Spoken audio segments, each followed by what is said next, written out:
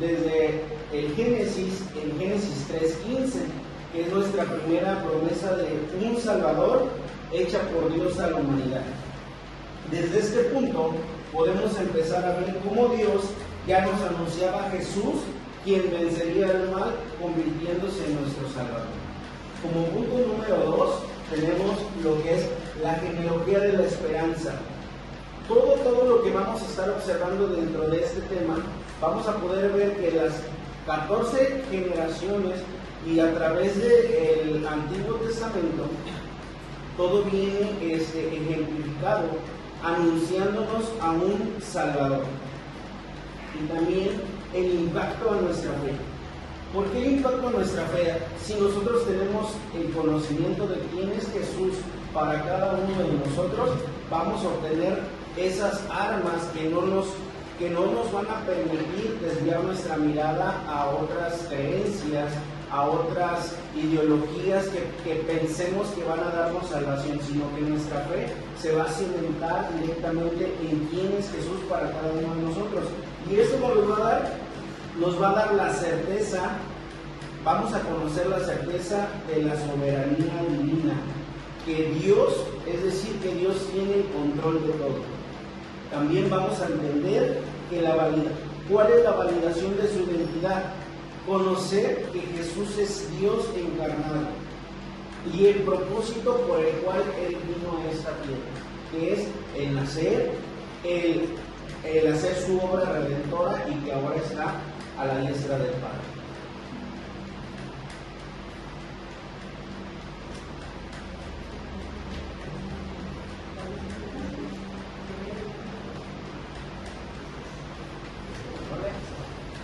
Hermanos, a mí me corresponde dar el nacimiento sobre las profecías en el Antiguo Testamento. ¿Cuáles fueron las funciones del nacimiento sobre Jesús? Podemos ver que en el profeta Miqueas, en el año 738 al año 698, él predicó el lugar en el Antiguo Testamento. Igualmente, el profeta Isaías, él predicó el nacimiento que fue en el año 700 a 750, el año de Cristo, antes de Cristo. Igualmente, el profeta Jeremías, él también predijo el nacimiento, pero también predijo el dolor asociado con el nacimiento, sobre el nacimiento referido a la matanza de los inocentes sobre el bebé. Pero eso fue en el año 627 al 586 antes de Cristo. Como también el profeta Daniel predijo y anticipó el tiempo y la venida de aproximada la llegada del Mesías, que fue en el año 538 y 539 antes de Cristo. Y por último, el profeta Zacarías. Eso fue en el año 606 y 5 antes de Cristo, que anunció la venida de un rey humilde. A mí me tocó la obra realizada a través de sus profetas, que es Isaías, Daniel, Zacarías y de David. El profeta Isaías al 340 al 680 profetizó sobre el sufrimiento del Redentor. También 605 al 530 profetizó sobre el momento y la muerte del Redentor. Zacarías 520 al 518 se centró en los detalles y en los momentos de la entrega de reconocimiento final. La entrega de aproximadamente 1000 antes de Cristo se profetizó la experiencia del Redentor.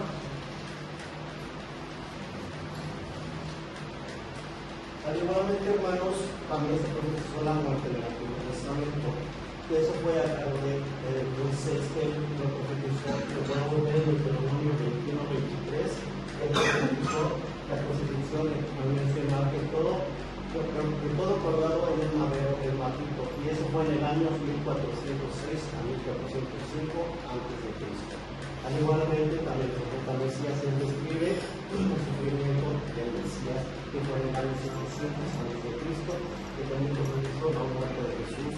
Y por último, el profeta Zacarías, que profetiza que traspasarían a pastor, y al ser herido, sus ovejas se dispersaron, que fue en el año 520 a 480 a.C.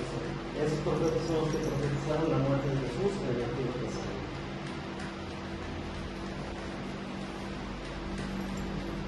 Bueno, lo que acabamos de ver fueron los profetas que tuvieron la dicha de profetizar en qué año y en qué se enfocaron.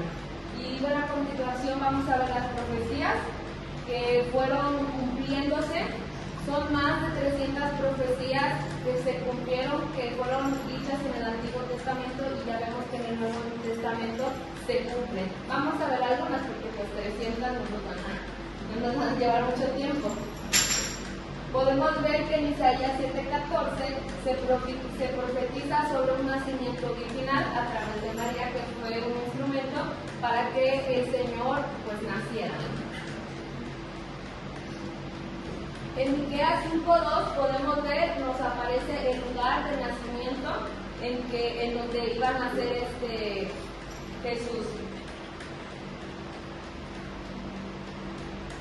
En el Salmo 16:10 podemos ver que prefigura la muerte y la resurrección de Cristo, afirmando que no será abandonado en el sepulcro, sino sabemos que resucitaría el tercer día. En 2 de Samuel 7:12 nos dice acerca de que Jesús iba a venir a ser sobre un linaje real, que es el de rey David, pero podemos ver aquí a partir desde Adán y se corre el linaje hasta llegar a Jesús. Aquí en 2 de Samuel 7:12 confirma que el Señor Jesús venía de un linaje real. En Génesis 22:18 nos habla acerca del Cordero de Dios, que Jesucristo iba a ser como ese Cordero que iba a ser sacrificado para la salvación. Tenemos en Salmo 78:2 que nos habla acerca de que Jesús iba a predicar a través de parábolas. Sabemos que parábolas son ejemplos que son del mundo, ¿cómo puedo decir? Que representan, por ejemplo, algo aquí en el mundo para que comprendan las espirituales. En Isaías 35, del 5 al 6, nos habla acerca de los milagros que Jesús iba a hacer, que los ciegos iban a ver, el cojo saltará, el mudo hablará, y podemos ver que Jesús hizo muchos de esos milagros. En Zacarías 9:9 nos habla acerca de un rey humilde que iba a entrar montado en un asno, en un pollino, en la entrada de San Juan.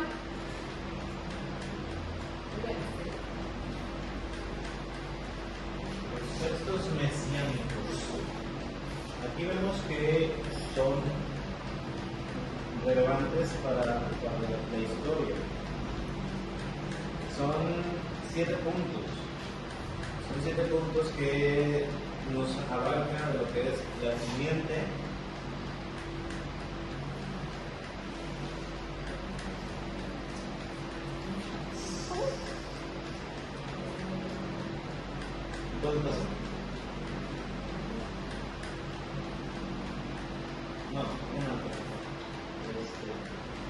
lo que es el Mesías es el Hijo, como nos habla en el Salmo 2. En el Salmo 2 se identifica al Mesías como Rey de todas las naciones y establece su autoridad sobre lo que es en el mundo. Siguiente. En el Isaías 53 describe al Mesías como el siervo sufriente que lleva nuestras enfermedades y dolencias. Describe que con gran detalle lo que es la pasión, la muerte, la crucifixión, la sustitución vicaria del Mesías por los pecados de su pueblo. Zacarías 9:9, que es la profecía de lo que es la entrada triunfal de Jesús a Jerusalén. Aquí, como decía el hermano Mimi, que él iba a entrar montado en un asno, en un pollino. ¿Para qué? Para simbolizar lo que es la paz y la humildad. Más que nada referirse a lo que había sido profetizado por Cristo. Lo que es la simiente de la mujer, que es nuestro protoevangelio, el Génesis 3:15, profetiza lo que es la victoria del Mesías sobre Satanás, sugiriendo el nacimiento virginal. Lo que es el nacimiento en Belén, que es en Miqueas 5:2, señala el lugar exacto que es en Belén, el nacimiento del rey de Israel. Lo que es la Virgen y el Emmanuel, en Isaías 7:14, nos habla que es de la profecía del nacimiento de un hijo por parte de una virgen que es utilizada por medio de Dios, que se llamará Dios con nosotros, que significa lo que es Emmanuel, Dios con nosotros. Los salmos mesiánicos. El Salmo 22 narra la angustia de la crucifixión, que dice: Dios mío, ¿por qué me has desamparado? Incluyendo la división de sus vestiduras, al igual lo que es el Salmo 110, nos describe su sacerdocio eterno.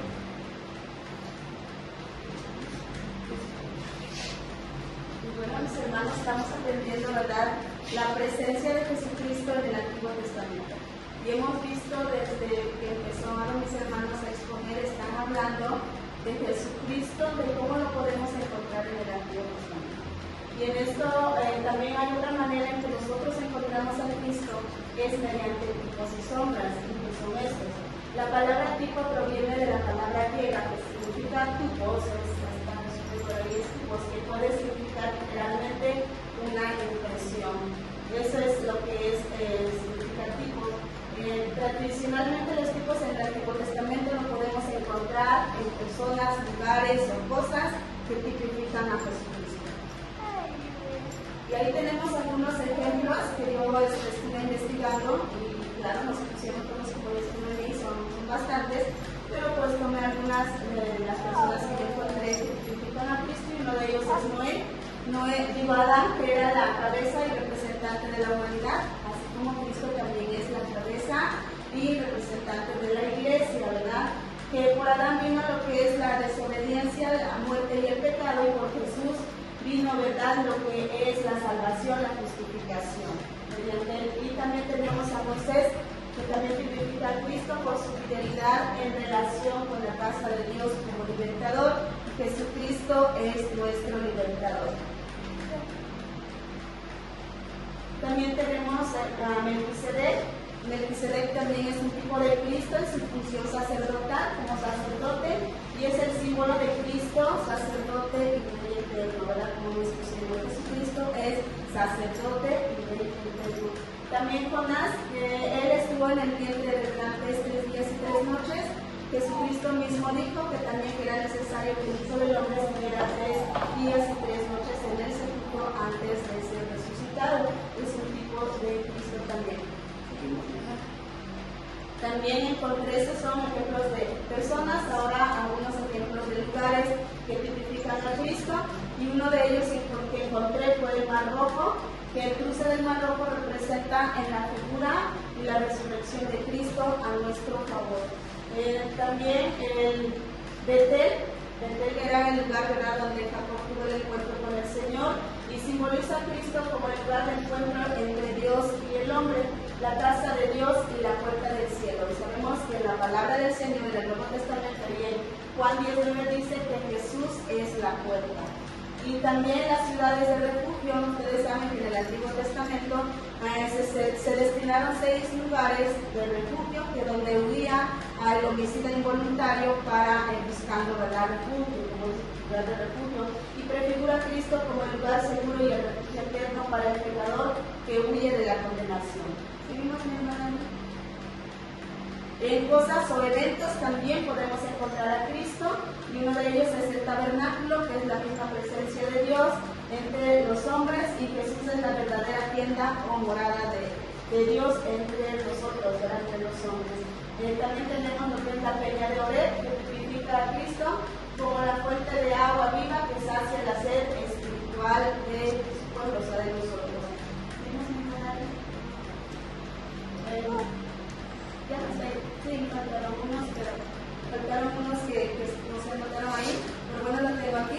es la serpiente de bronce. Ese es otro tipo de Cristo que también, no sé si se faltó en la diapositiva. Si está, en la fase, si no está, No está.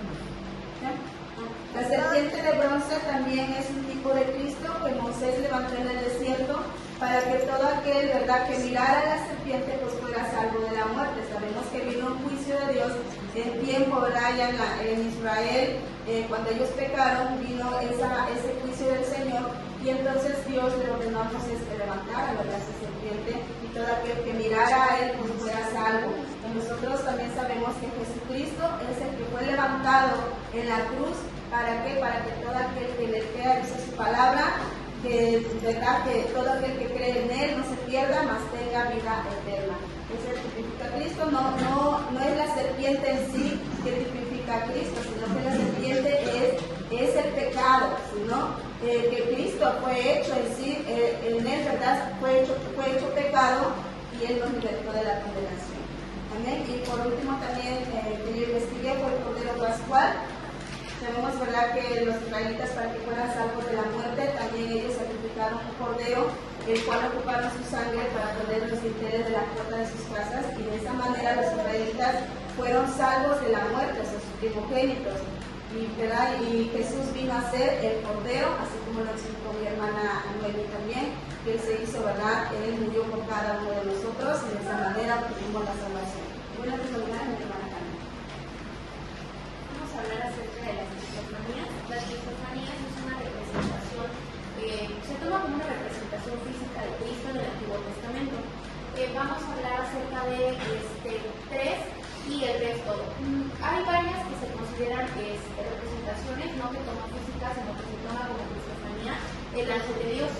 Y hay unas que muchos consideran cristofanías, pero otros no, porque no hay una representación física, y aparte no hay que haya hecho algo o que haya dicho algo que pueda tomarse como que fue Cristo en el Antiguo Testamento.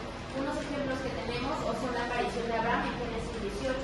Aquí es cuando van a visitar a Abraham estos tres varones y recibe esta bendición. Y también otra cosa que diferencia entre el ángeles comunes al ángel de Jehová es que el ángel de Jehová sí recibe esta adoración. Entonces, en la aparición de Abraham vemos que él recibe esa adoración al Abraham que debe lavar los pies a estos varones, y él dice: haz como tú lo deseas. Vamos a encontrar también la aparición a Jacob, donde dice que bien él había luchado con Dios y había ganado, y después es cuando Jacob dice que había visto a Dios a cara, y por eso tenía el nombre de ese lugar. Tenemos la aparición a Josué con este ángel de la espada desenvainada. Aquí es donde vemos que le decía este ángel a Josué: quítate las sandalias de los pies, porque el piso donde estás es santo.